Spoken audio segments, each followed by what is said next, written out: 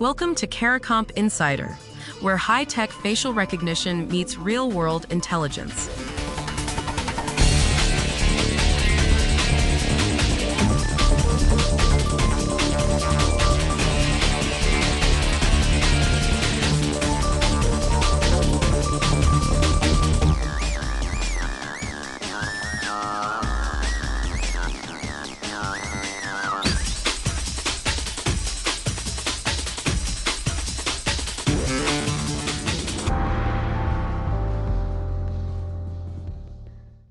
%60 of people say they're confident they can spot a deepfake.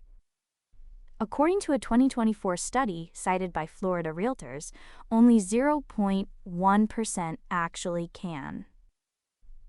That means the people who feel most certain they'd catch a fake face are almost always the ones who get fooled.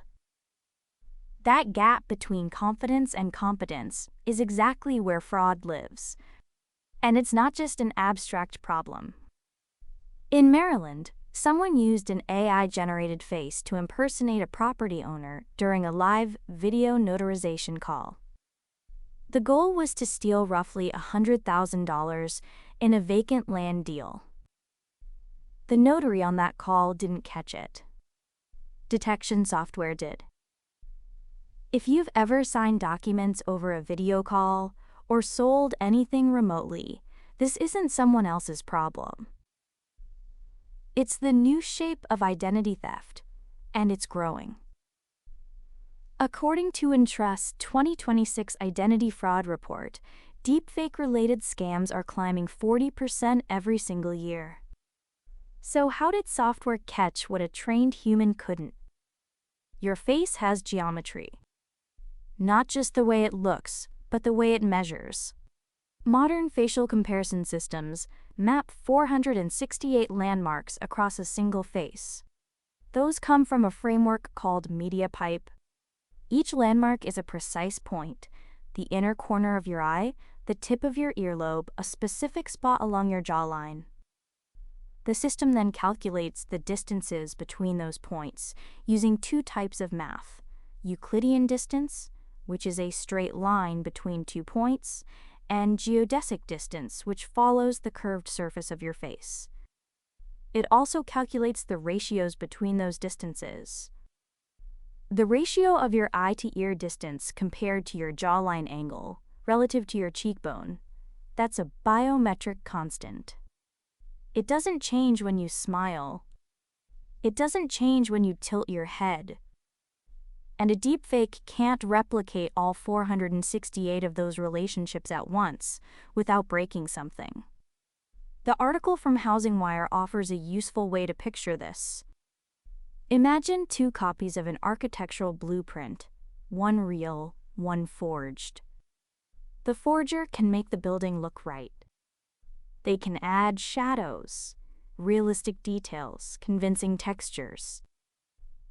But if you overlay both copies and measure 50 precise distances between specific corners, the forgery will have 6 that don't match. Deepfakes work the same way. They look convincing at a glance, but the underlying geometry doesn't obey physics. So where do deepfakes actually fail? The most common artifacts show up in places you wouldn't think to look. When a deepfake moves the mouth, the horizontal position of the lips relative to the nose-to-chin axis should stay constant. In a real face, it does. In a synthetic one, that ratio drifts across frames, creating measurable deviation in the distance calculations. Hands are another giveaway. When a hand crosses the face in a deepfake video, the fingers often warp, because the AI struggles to render two overlapping objects at once. Facial hair renders inconsistently. And ears. Ears are a persistent weak spot because deepfake generators focus their training data on the central face, not the periphery. That Maryland fraud attempt? The ears gave it away. For anyone who's ever been on a video call and thought, something looked off, but I couldn't say what, this is what off looks like when you can measure it. Now, a lot of people still believe they'd spot a deepfake just by watching carefully. That belief makes sense. Early deepfakes from 2017 to 2019 were genuinely bad. They had robotic blinking, stiff expressions, obvious glitches. News coverage of those early failures trained everyone to think deepfakes equal obvious artifacts. But the technology didn't stay there. Modern generative adversarial networks, trained on thousands of hours of video, now produce eye blinks that follow normal human timing distributions. Facial hair rendering has improved dramatically. The fakes that matter in 2026 don't look fake. That's the whole point. They're built to pass human inspection, and they do. One more detail that stopped me cold. According to reporting from the Voice of San Francisco, a scammer needs just 3 seconds of someone's voice to generate an 85% voice match. 3 seconds? That's a voicemail greeting? For a higher quality fake, they want about 30 seconds. But the barrier to entry is shockingly low. Pair a cloned voice with a synthetic face on a video call, and you've got a convincing impersonation of a property owner who might live 3 states away. According to FBI data reported by HousingWire, real estate fraud accounted for over 12,000 complaints and $275 million in losses in 2025 alone. Remote closings removed the friction of meeting someone in person, and the dollar amounts involved make weeks of deepfake production worth the investment for criminals. The real danger isn't that deepfakes exist. It's that almost everyone believes they'd catch one, and almost no one actually can. That confidence is the vulnerability.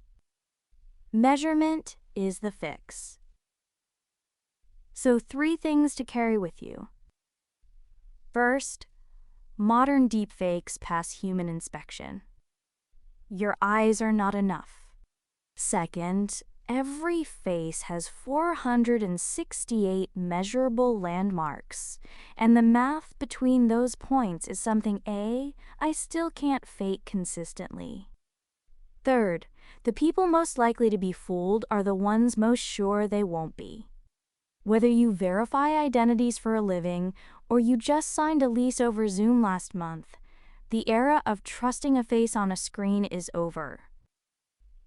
Understanding the geometry underneath is how you take that power back. The full story's in the description if you want the deep dive. Now you know something most people in this industry don't. Use it. And when you're ready to put it to work, caracomp.com. We'll see you tomorrow.